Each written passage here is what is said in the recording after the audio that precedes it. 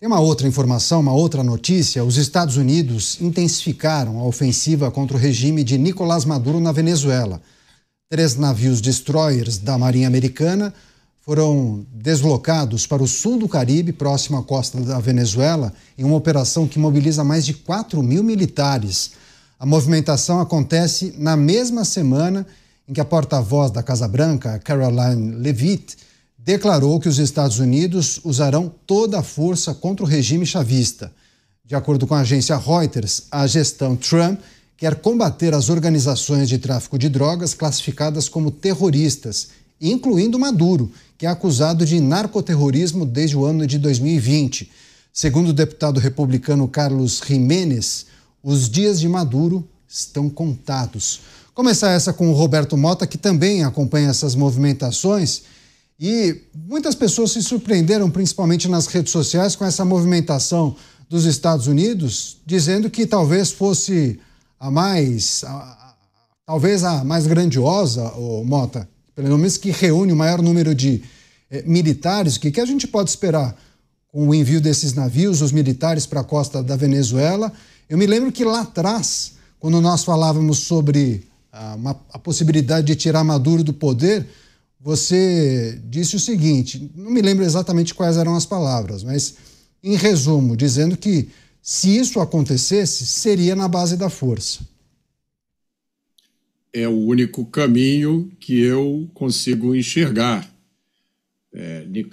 Manuel Noriega e Saddam Hussein mandam um abraço para Nicolás Maduro. Os Estados Unidos ordenaram o envio dessas forças, mas eu acho que a gente não deve ser excessivamente otimista. Vamos esperar o que vai acontecer, né? Parece que o objetivo desse envio de forças é enfrentar os cartéis de drogas que operam aqui na América Latina. O presidente Donald Trump já disse, eu acho que foi uma das primeiras declarações que ele deu, que ele vai colocar as Forças Armadas, inclusive as equipes de forças especiais, para perseguir quadrilhas de traficantes latino-americanos, que foram classificadas pelos Estados Unidos como organizações terroristas. Classificação é sempre bom lembrar que o governo brasileiro se recusou a fazer. Ninguém entende muito bem por quê. Donald Trump está fazendo da repressão aos cartéis um objetivo central do seu governo, porque isso tem a ver com os esforços de proteção de fronteira. Na lista desses cartéis está o cartel de Solis, que é chefiado, segundo o governo americano, por um cidadão chamado Nicolás Maduro, que hoje tem uma recompensa pela sua cabeça de 50 milhões de dólares.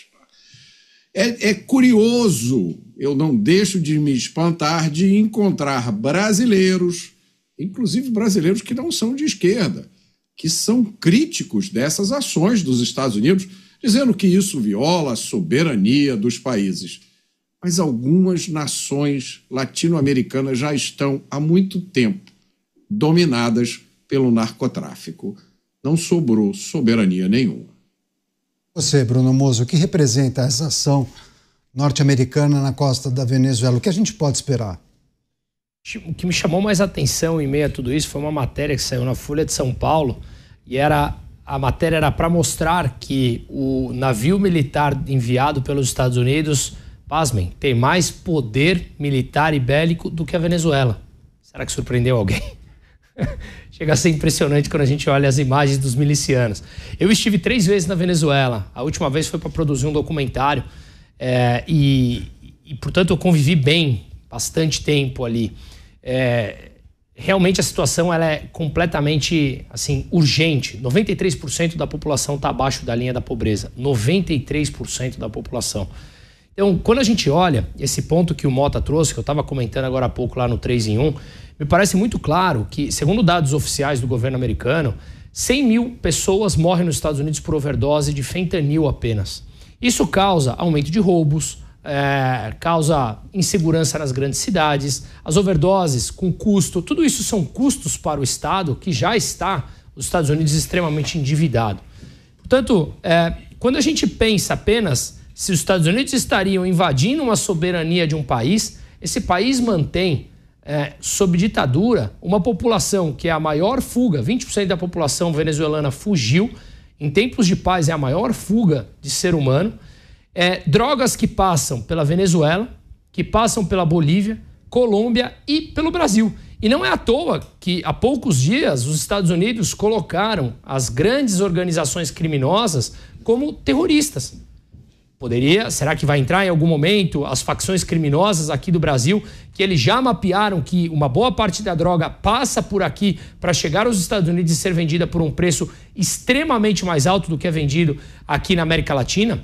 Então, esse jogo aliado ao geopolítico, quando a gente vê um Lula completamente perdido sob o ponto de vista da geopolítica, de continuar batendo no dólar, nos BRICS, os Estados Unidos se encontrando com Putin, negociando territórios na Ucrânia, que na minha opinião ele deve também ter dito, ora, deixa a Venezuela em paz, deixa pra gente a Venezuela. Tudo isso em poucos dias que culminaram agora com essa chegada do navio militar ali. Veja, como o Mota muito bem disse, o que é a soberania de cada país? Ele coloca em regime basicamente de escravidão 93% da população lá e manda uma série de drogas, liderando um cartel, segundo os Estados Unidos, com drogas para lá, para afetar a vida dos americanos e o custo de vida de cada um deles e aumentando o perigo nas cidades. Como é que você conversa com um ditador como Nicolás Maduro, que mantém o seu país dessa maneira? Chega um momento que não tem mais. E o problema é que as consequências do Maduro afetam os outros países. Então, eu diria que se os Estados Unidos resolverem invadir a Venezuela, e passa por essa conversa que ele teve com Putin, que vale lembrar que há uns anos atrás Putin forneceu armas para a Venezuela, então tem um amparo ali de Putin no regime venezuelano, eu ousaria dizer que talvez Maduro cairia em mais ou menos 3, 4 segundos.